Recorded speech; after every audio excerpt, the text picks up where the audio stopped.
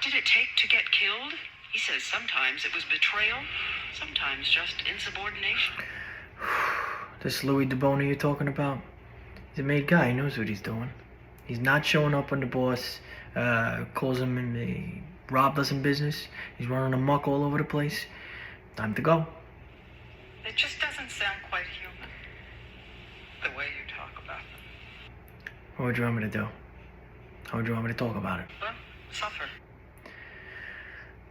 I guess I did that. It's not for you or the public to want to see me suffer or do things or whatever. One of the guys had been your oldest friend. Yeah. And you felt nothing then Oh, either? absolutely. I felt something. Tore me up. You wanted to be there. Oh, yeah, absolutely. Why? Because somebody who was real close to me, if somebody I loved, then I would want to be there. And I would want it to go right. I would want it to go painless, unexpected. Louis Melito, Gravano's best friend, and Gravano says partner in the crime business. The new Godfather. At the beginning when Gotti took over, did you think you'd done the right thing? Yes. And really put the gangsters back in charge? Put the gangsters back in charge, and we were going to change it around and make it what Cosa Nostra is supposed to be. We're supposed to mean. Did he really know how to run things? Oh, he's smart. There's no question.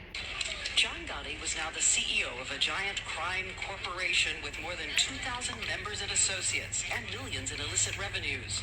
The captains, Gravano says, passed on up to 80% of their take to the boss. We had 21 captains, the consigliere, maid members, associates. Each of them gave him something, right? Well, each person gives to their direct superior, their boss. So you were giving him like $100,000 a month? I think it's more closer to $2 million a year. But, anywhere from $1 million to $2 million a year, something like that. And how far did your tentacles reach in the businesses? Everything.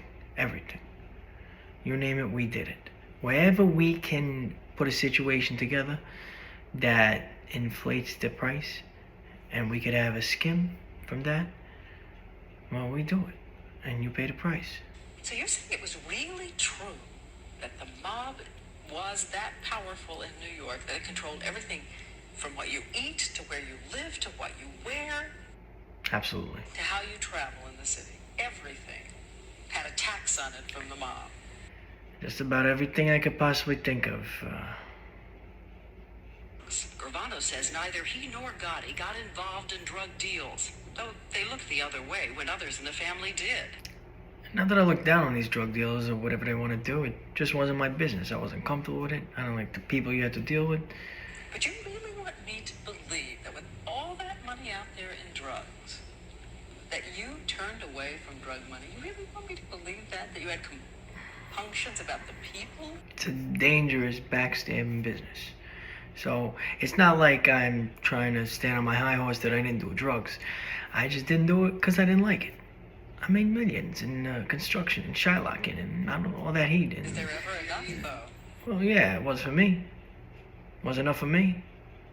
I had a house on Staten Island. Worth about $500,000.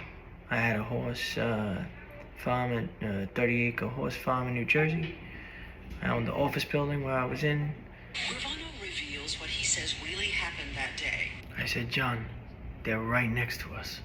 And I told John, if he turns in our direction, I'm going to start shooting right here now. The light changed. I was on the walkie-talkie. I says, everybody get ready. They pulled in front of Sparks. They parked the car. As soon as Paul opened up the door, I saw them white jackets all surrounding the car. They were shooting Paul.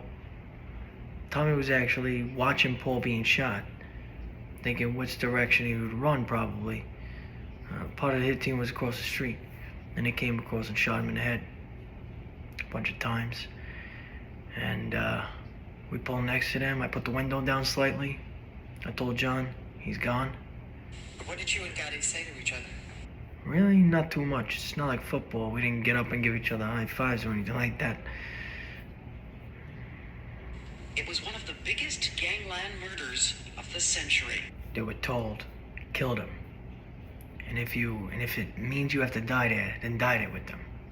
Die there in a gun battle with the cops. Do not back off this hit.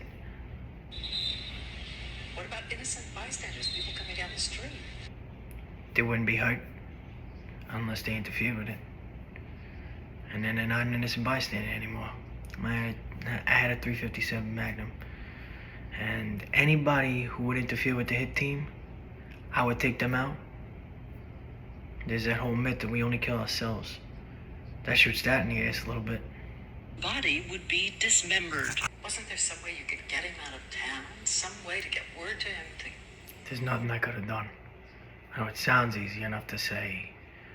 You get out of town and do something and you see that in the movies, but that doesn't really work in real life. If I balked about it, I wouldn't want to do it or whatever. I was going to. How could you face your wife? How could you face your wife? It's very difficult, but being in the mob all my life, I am trained for this. I am trained for double crossing. I'm trained to con. Did you say, what have I become? What? With that blood on my hands? What am I? I'm a gangster. That's exactly what I am. When we return for the first time on television, Sammy Gravano's account of the stunning hit on his own godfather, the king of the mob in New York, the legendary Paul Castellano.